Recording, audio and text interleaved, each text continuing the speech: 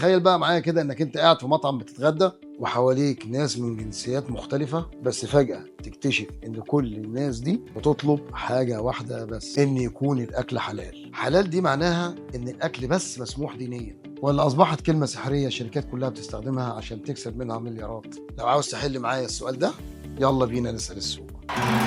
السوق بيقول ايه مع مصطفى إسماعيل.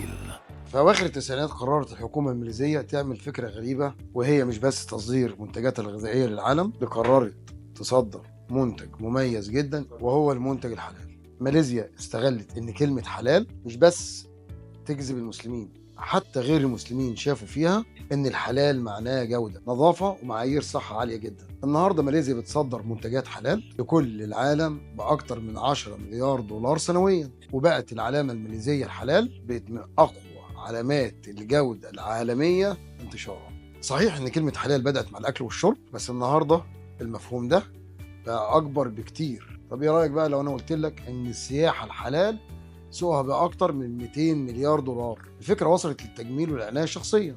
النهاردة السوق العالمي للمنتجات الحلال وصلت لأكتر من 80 مليار دولار، وشركات عالمية كبيرة جدا دخلت بقوة في سوق منتجات التجميل الحلال. الناس مش بس بقت تشتري المنتجات الحلال لكونها مسلمة، ولكن لأنها واثقة إن المنتجات دي معمولة بمعايير صحية وجودة عالية بدون مواد ضارة وصديقة للبيئة. النهاردة إن البنوك الإسلامية اللي بتشتغل بالمعايير الربحية الحلال وصل حجم السوق فيها أكتر من 3 تريليون دولار. بنوك زي الربحي في السعودية أو دبي الإسلامي أصبحوا من أكبر بنوك المنطقة والعالم كله، لمجرد أنهم بيوفروا خدمات مصرفية حلال ويقدموا استثمارات أخلاقية بتتوافق وماشية مع الشريعة الإسلامية. تعال بقى أقول لك ليه الناس بتحب المنتجات الحلال. إن السر الحقيقي هو الثقة.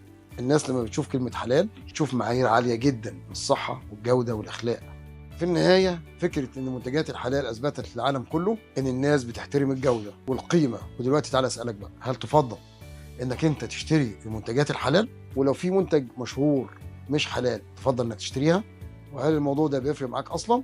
انا منتظر ان انا اسمع منكم اجاباتكم بصراحه، وزي ما تعودنا دايما ما تنسوش نسال السوق. السوق بيقول ايه. لو عايز وش القفص وخايف تشتري سمك في ميه، يبقى لازم تبص للامور من زاويه اوسع.